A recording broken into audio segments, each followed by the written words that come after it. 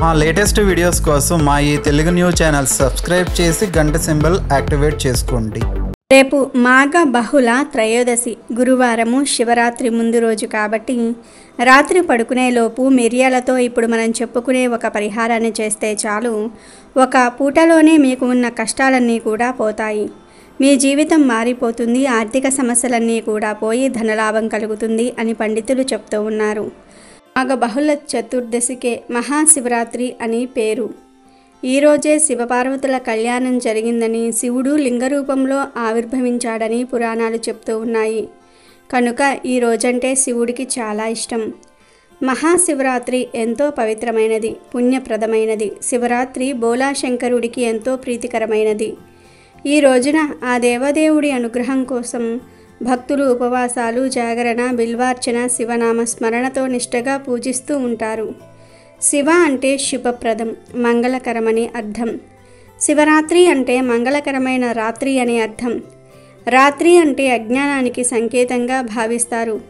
అలాంటిది రాత్రి మంగళకరమైంది ఎలా అవుతుందని చాలామందికి డౌట్ వస్తుంది. శివరాత్రి పర్వదినాన భక్తులు ఉపవాసము, జాగరణ చేయటం, బిల్వార్చన, అభిషేకం, శివనామ స్మరణతో చీకటి తెరలు తొలగిపోయి అంతా జ్ఞాన వెలుగు ప్రసరిస్తాయని పురాణాలు చెప్తూ ఉన్నాయి. అందుకే శివరాత్రిని మంగళకరమైన రాత్రి అని అంటారు.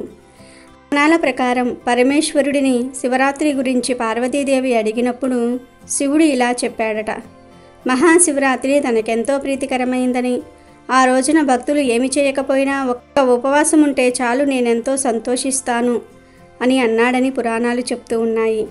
శివరాత్రి రోజున భక్తులు నిష్టగా ఉపవాసం ఉండాలి. అలాగే రాత్రి 4 జాముల్లో శివలింగానికి భక్తితో అభిషేకం చేస్తే చాలు, ఓంకార స్వరూపంగా వెలుగొందిన పరమేశ్వరుడు కోరిన వరాలు తీరుస్తాడని భక్తులు నమ్ముతూ ఉంటారు. అందుకే మొక్కుకొని ఆ శివయ్యను దర్శించుకోవడానికి వెళ్తూ ఉంటారు. ఇతర రోజుల కంటే ఈ శివరాత్రి పర్వదినం ఎంతో పవిత్రమైంది. ఈ పర్వదినాన శివుడి అనుగ్రహం పొందాలంటే నిష్టగా ఆయనను పూజించాలి, ఉపవాసం చేయాలి. మహాశివరాత్రి రోజున జ్యోతిర్మయ రూపంలో ఒక మహాశివలింగ రూపంలో శివుడు ఉద్భవించాడని చాలామంది నమ్ముతూ ఉంటారు. ఈ పవిత్రమైన రోజున ఈశ్వరుడు తన దర్శనం ద్వారా విశ్వాన్నంతటినీ కూడా దేదీప్యమానం చేసిన ఈ సమయంలో అస్సలు నిద్రపోకూడదు. ఈ సమయంలో పరమశివుణ్ణి మనసారా పూజించి ఏది కోరితే అది ఇచ్చేస్తాడు అని నమ్ముతూ ఉంటారు. శివరాత్రికే కాదు, శివరాత్రి ముందు రోజుకు కూడా ఎంతో ప్రాధాన్యత ఉంది. శివరాత్రి ముందు రోజు మిరియాలతో ఒక పరిహారం చేస్తే రాత్రికి రాత్రే మీ జీవితం మారిపోతుందని పెద్దలు చెప్తూ ఉన్నారు. ఈ పరిహారాన్ని ఎవరైనా సరే చేసుకోవచ్చు, ఎందుకంటే అందరి ఇళ్లలో మిరియాలు ఉంటాయి. కనుక రూపాయి ఖర్చు లేకుండా ఈ పరిహారాన్ని చేసుకోవచ్చు. మిరియాలు చాలా శక్తివంతమైనవి. మిరియాలతో అనేక రకాల సమస్యల నుండి బయటపడవచ్చు. మిరియాలకు పరిహార శాస్త్రంలో ఎంతో ప్రాముఖ్యత ఉంది. మిరియాలు చూడడానికి నలుపు రంగులో ఉంటాయి. అందువలన వీటితో పరిహారం చేస్తే చెడు అనేది తొందరగా పోతుంది, ఫలితం తొందరగా వస్తుంది. ఈ మిరియాల పరిహారం చేస్తే చెడు కలలు రాకుండా ఉంటాయి, ధన సమస్యలు పోతాయి, ఆరోగ్య సమస్యలు పోతాయి, ధనం బాగా కలిసి వస్తుంది, శత్రువులు కూడా నాశనమైపోతారు అని పరిహార శాస్త్రం చెప్తుంది.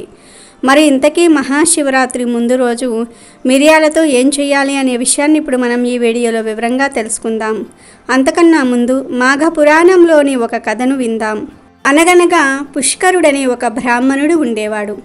అతడు మంచి జ్ఞానవంతుడు, సకల జీవుల యందు దయ కలవాడు. పరోపకారము చేయుటయే తన ప్రధాన ధ్యేయం. అతడు ప్రతి మాఘమాసంలో నిష్టతో స్నాన జపములు మొదలగు పుణ్య కార్యములు విడవకుండా చేసేవాడు. సదా భగవంతుని నామ సంకీర్తనలు పాడుచు భుజించుచు జీవితమును గడుపుచున్న పరమ భక్తుడు.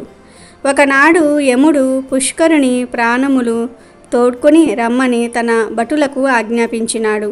యమభటులు వెంటనే పోయి ఈ విప్ర పుంగవుని ప్రాణములు తీసి యముని వద్ద నిలబెట్టినారు. ఆ సమయంలో యముడు చిత్రగుప్తునితో దీర్ఘాలోచన నిమగ్నుడై ఉండెను.